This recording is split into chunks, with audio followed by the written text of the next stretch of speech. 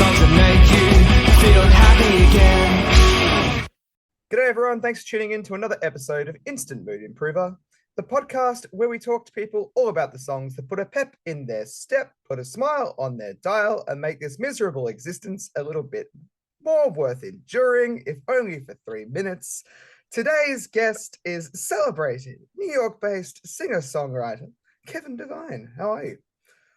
Wow, what an introduction. Celebrated. That's really, I'm going to tell people that from now on when I meet them. You know, I was called a celebrated Brooklyn-based songwriter once by a very kind person on a podcast with a dancing flower in the background. I'm okay. I think we're at opposite ends of our day, which is how the Earth's rotation works. It's 7:45 p.m. here in Brooklyn, and I'm kind of gliding towards the end of a Monday. But and I think you're greeting the beginning of a Tuesday. Is that correct? That's Yeah. correct. Grieving the beginning of Tuesday. At least it's Tuesday, right? Like there's always something music related going on in my world on a Tuesday. So Okay. I love that. I like hearing about that. Tuesday is good. Somehow I've never heard that before you. You've just introduced me to that concept. would work like for you too, because Hey, you pretty much play music every day.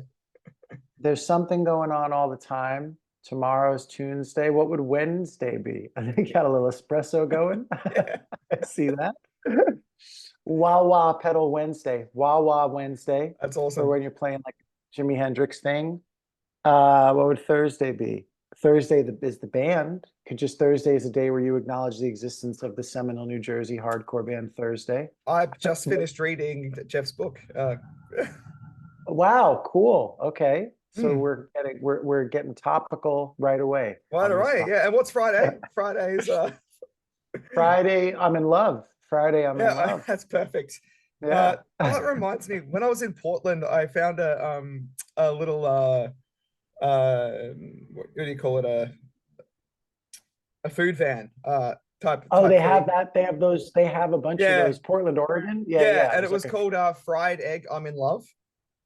Yo, no. Are we allowed to swear on this podcast absolutely. or no?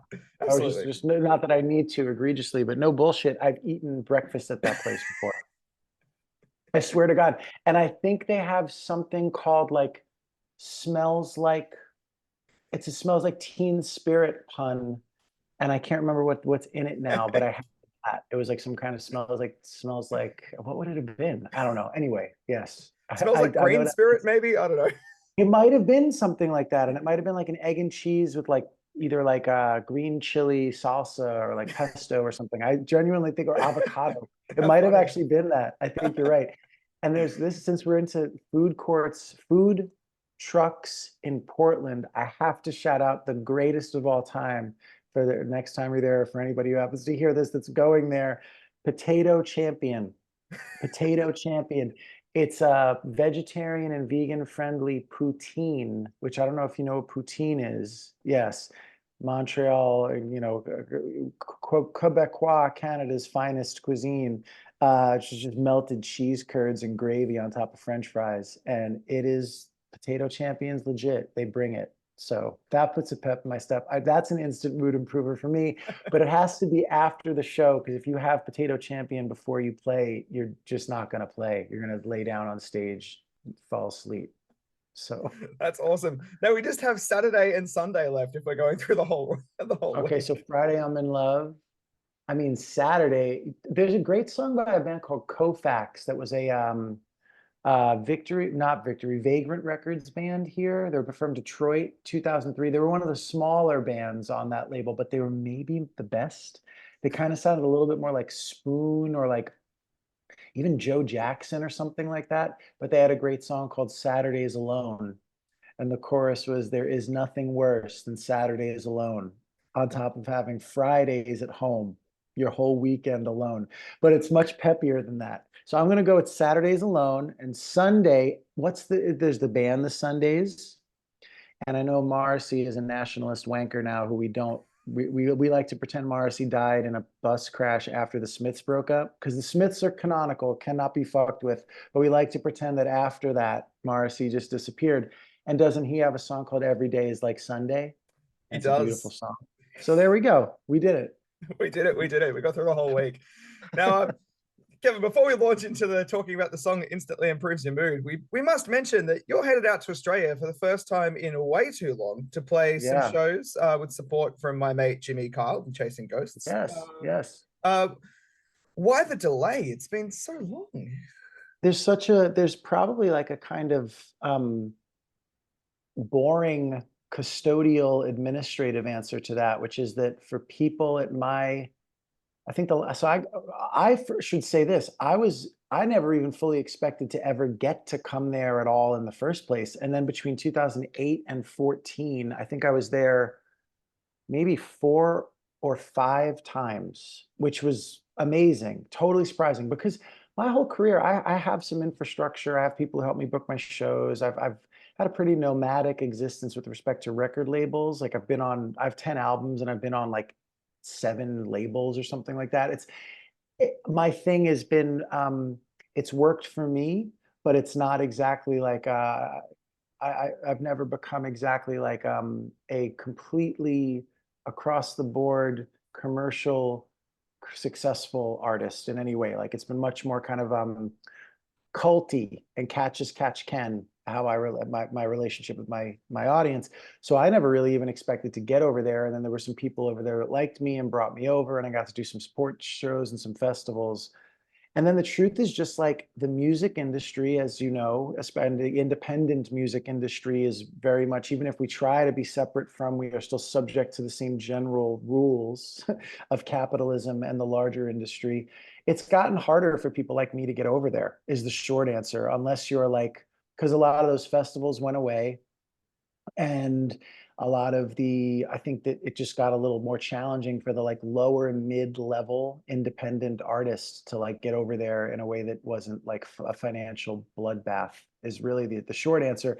And so I really was surprised when this came in. I was grateful and surprised, this offer, because I've also never done a headlining tour ever there. I've done support, and I've done like a couple of headlining shows during festivals and support tours, but never like one where it was, me playing at the end of the night every night. So I'm stoked. I'm thrilled. And I'm so excited to get to do it with Jimmy, who seems like a genuinely lovely, thoughtful, cool person in our communication, and whose music seems great too. So He's a very, very nice human, and you'll learn things during his set too, which is something that I can't say about every musician you go to see.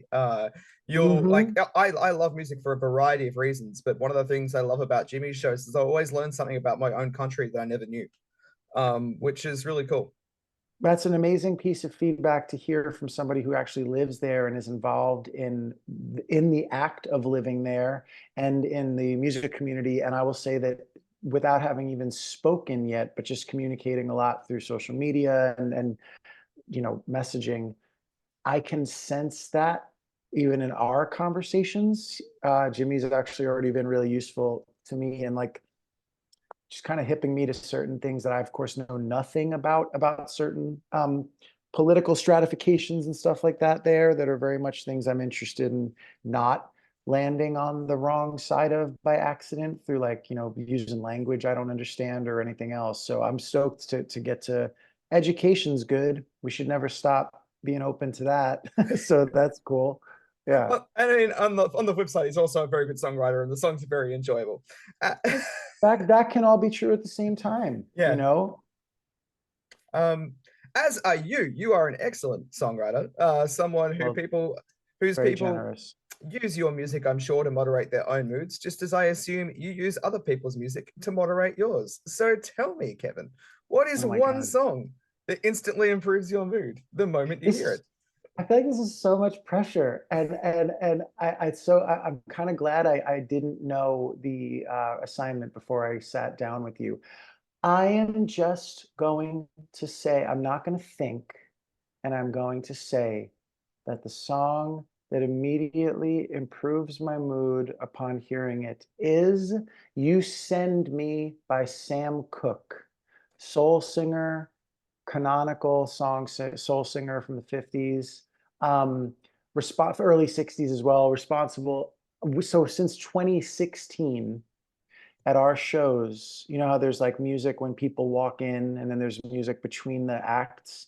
At some point on tour, I was like, I was like making playlists every night, and or like the local promoter would just put on like whatever list of affiliated indie rock or punk bands or emo bands or songwriter people that they think people at my show might like. Yeah. And I kind of realized like I don't want to hear that at the show. Like I'm playing this music, and it's usually the other people on the bill are playing a version of that music too. You don't need to put on like Death Cab for Cutie like between the Kevin Devine and whatever else set. So I was like, well, what is it? What is something? And there's another way to go. I have friends who play music like mine, and they put on, like fucking Ghostface Killer, or like, like really kind of like music that goes in a totally different direction. But I was like, Sam Cooke, I am literally never not in the mood to hear Sam Cooke. If Sam Cooke comes on somewhere, or if I put him on as I move around in my life, there is never a context where I'm like, shut this shit off. Like I'm actually always like, oh, this is so nice.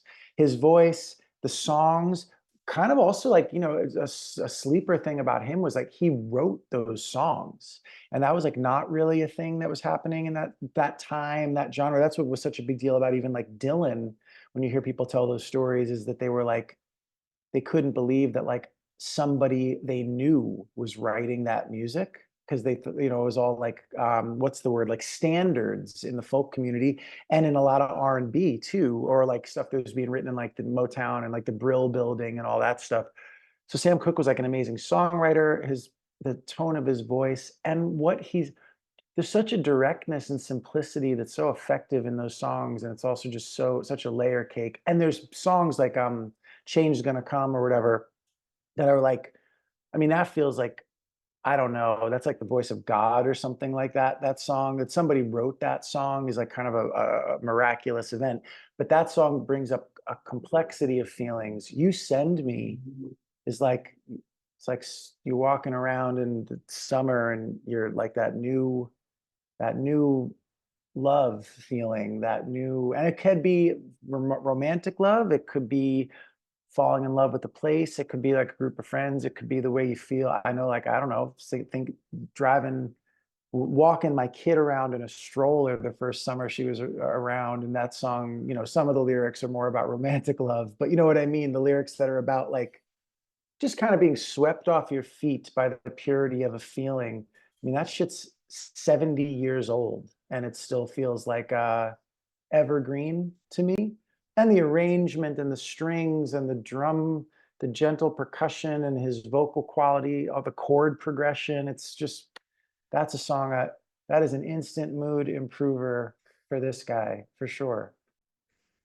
That was brilliant, and I concur. And I do like the way that you're actually touching on an interesting point, which is that once a song is written, it's no longer really the property of the artist or the artist's Nope. domain to dictate what it means to someone. The receiver gets to establish what the meaning is for them personally, and that's one way in which songs can mean many things to many people and serve very different purposes. And in this instance, this song has the capacity to make you feel like, yeah, very much put you back in that first love kind of environment, or as you said, just enjoy a summer's day when you're walking around listening to it, or enjoy going for the walk with your child, which is a beautiful story, by the way, and a beautiful image to think of, you like walking around like Greenpoint or something with your It sounds like well, I should clarify. I know we were coming up on time here, but I'm in the less cool. I'm in Southwest Brooklyn, Yep. Bay Ridge, which is not where the cool kids hang out. But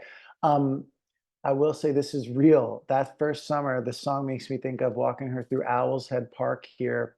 She was like 3 months old. It was warm. I had like a blanket over the thing so the sun wouldn't. And no shit, a butterfly landed on the blanket on the stroller. And I was like, what world am I living in? Like it was just like, that sensation of being swept off your feet. So yeah.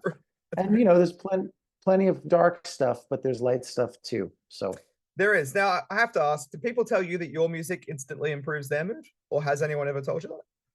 I don't know if they've ever said those exact words, but people have said variety of extremely generous things to me about the relationship they have to the songs I've written, and you can't ask for more than that if you write songs. It's pretty miraculous that anyone gives a shit at all. So yeah. Is there one particular song that comes up more than others that people tend to mention?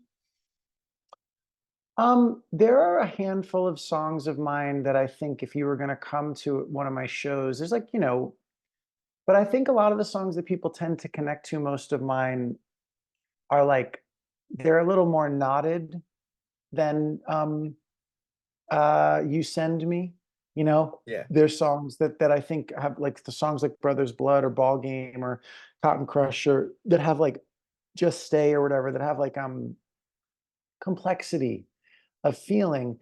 But what is also true is like songs that have complexity of feeling can be instant mood improvers also.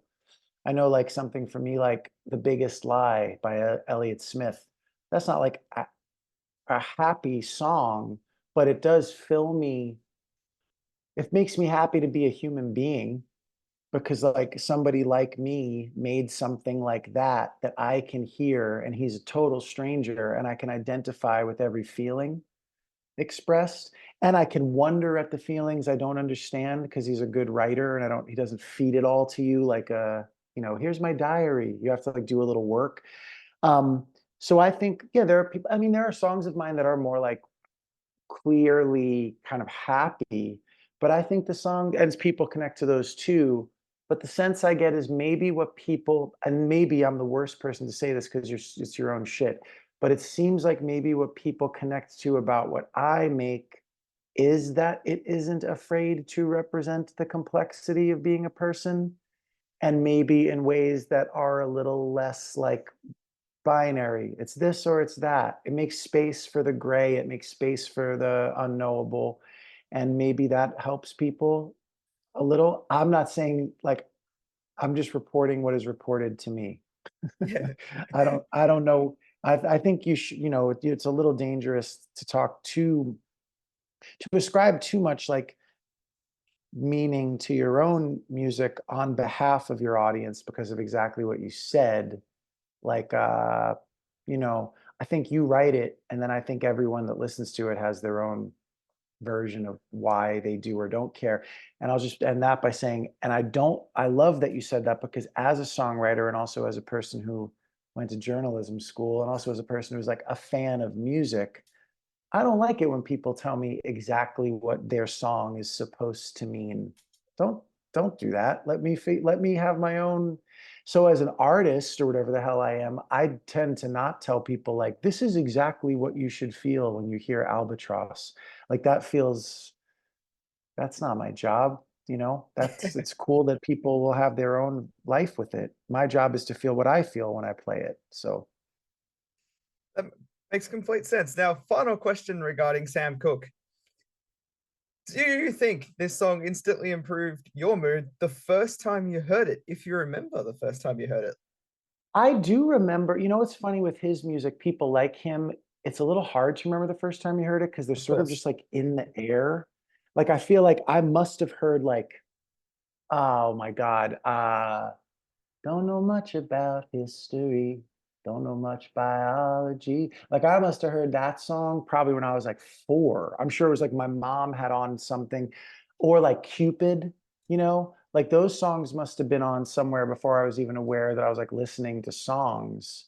Um, but I think that this song, I have a very particular memory associated with it that's later in life, but like still now, fucking like 17, 18 years ago, that I remember hearing it with a friend in Los Angeles and sort of like knowing it, being like, I've heard this 100 times, but it was like, you never have that happen where it's like you're hearing the song for the first time, something you've heard a million times, and you're like, it's like this, oh, I had that happen once by accident driving around on Staten Island when I was like 30 years old, and I had NPR on national, New York Public Radio, and it was a Sunday afternoon. They play all this like old stuff like Sam Cooke, but older than Sam Cooke, like kind of like Chet Baker, Frank Sinatra, Ella Fitzgerald, that stuff.